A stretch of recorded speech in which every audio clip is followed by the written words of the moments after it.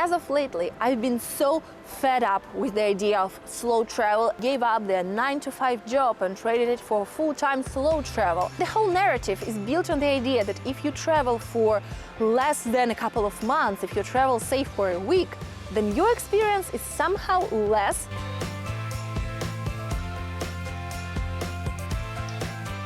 Hey guys, welcome back to Dramatically Expatic.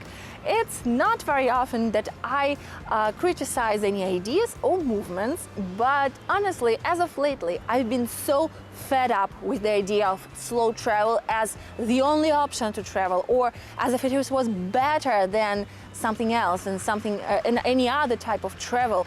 I've even heard some ideas that slow travel is better than being an expat, and I couldn't agree less with that. But also, I hate that the slow travel is being so pushed at everyone online, and I feel like it makes people feel bad about themselves if they cannot afford it. If you've been here for some time, guys, you know that I'm all about conscious discoveries and full immersion, and if you haven't been here, this is your sign to subscribe. But there are so many things that are wrong with slow travel and that I absolutely hate about this idea online. I'm not talking about the movement itself, but the idea of slow travel online, and this is what I'm talking about. You know, the kind of slow travelers that populate your Instagram feed telling you how they gave up their 9-to-5 job and traded it for full-time slow travel. And then they usually proceed to telling you that you can do it too, and only after you've done it will your life be complete.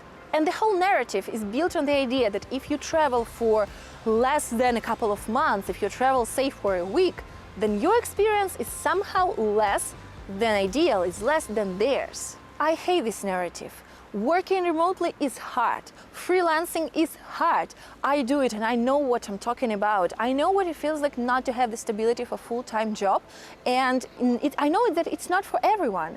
And also, you know, traveling full-time and working at the same time is freaking hard too, because you need to set your priorities right. You need to sit down and get the work done instead of exploring a new place, instead of going out and about. And I know the slow travelers promote this idea that if you travel for, say, 3 months or 2 months somewhere, then you can have this balance of work and travel and exploration. But the reality is that when you are in a new place, and if you're staying there long term, even if it's a couple of months, it can be stressful. And you are just adding that stress on top of your regular work stress and on top of juggling it all and having your remote job or being a freelancer. And I just know that it's not doable for everyone, and even for those who can switch to this type of life, it's not always a good idea. It's not always good for their mental health even. Because let's admit it, slow travel is not for everyone. Finding a remote job and traveling and working, yes, it's a possibility, but not even for all the professions out there. Think of a doctor, say, who will not be able to work remotely and for whom it will not make sense to change their jobs every 3 months or so. But it doesn't mean that they're less able to enjoy travel. It doesn't mean that their travel experiences are less valid than everyone else's, just because they chose another job and they chose a profession where their skill set is needed on site and they cannot afford this kind of life. What I think is the best alternative to slow travel is conscious travel. By conscious travel, I mean exploring consciously and discovering the place instead of just trying to cram multiple destinations in your week-long vacation, and just, you know, being present in the place where you go, focusing on one area while you are vacationing. Speaking of Italy, which is my area of expertise, I would suggest that if you have only just a week-long vacation, explore one city or one region at maximum. Do not try to go to Rome, Florence, Venice, Milan, Lake Como, all these famous destinations in just 7 days or 10 days. Focus on one area, say Tuscany or Emilia-Romagna or any other region, and you will get the almost slow travel-like experience, the conscious travel experience, while having your regular vacation and not needing to give up your entire life. But to do so, you need to plan your trips strategically. Don't listen to anyone telling you that you do not need an agenda and that you can just wander around. You'll just end up wasting your time. Instead, if you plan carefully, you'll be able to see everything, avoid wasting time traveling between the destinations that may be too far apart, and you will use your time efficiently. You will have this perfect balance between exploration and rest, and you will see everything that you'd like to see. And by the way, I can help you with that.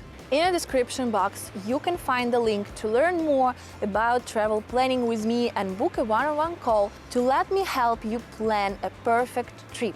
We'll find a strategic itinerary just for you, fully customizable, that will allow you to see everything that you'd like to see, while also, not only the popular landmarks, you will also have time to stop for a coffee in a beautiful piazza to people watch, or maybe you will go to the famous Italian hot springs to relax after a day of exploration. And then I'll share some hidden spots along your itinerary so you can have the most authentic experience without tourists.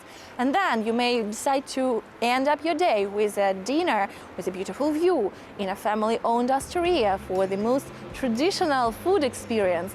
We will balance it all out so you do not feel exhausted, but you will also get the most out of your trip this way because you plan strategically. I think the best way to travel consciously and meaningfully is not to overwhelm yourself.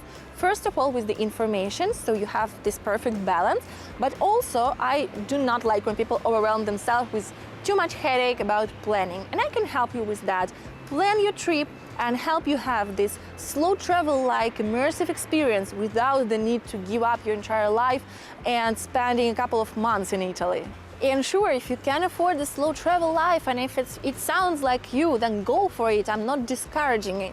My idea is that people on social media who choose to slow travel should stop making other people feel bad about their lives because they cannot afford this, because they cannot just, change their lives like this on a whim. And also, I dislike the idea of aimless wandering for months on end, because you will just end up wasting your time in a foreign country.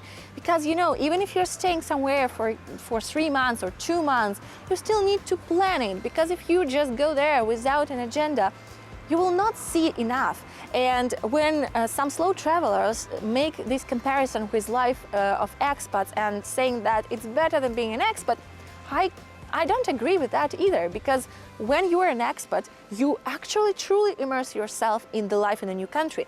You learn the language, you learn the culture, you meet the locals, and all these things are not always available for slow travelers. So, it's a very different experience from being an expat. It's not a bad experience at all, but I just don't like the ideas they're promoting on social media. So yeah, it's not always as romantic as it seems, and I just don't want you to feel discouraged by the media. I think that all travel is great travel. My rant is over here. I'm just saying that if you want to travel for 3 months, or if you're able to travel for just, a weekend getaway, it can be an equally unforgettable and life-changing experience. It's always quality over quantity, and I think this is the key to great travel experiences. And having said that, guys, don't forget to like and comment this video. Tell me your preferred way of traveling. I'm really interested to know whether you prefer to slow travel, or if you are not able to slow travel at the moment, and how do you go about your regular trips and regular vacations. I'm really curious, because I feel like there is so much controversy right now here on the internet, about this topic. And yes, guys, of course, don't forget to subscribe, because I also create many travel vlogs and useful videos like this with my best tips. Check the description box, because there are so many useful resources for you. And I wish you all very happy travels, no matter for how long you are staying. Thank you so much for being here, and I will see you in the next video.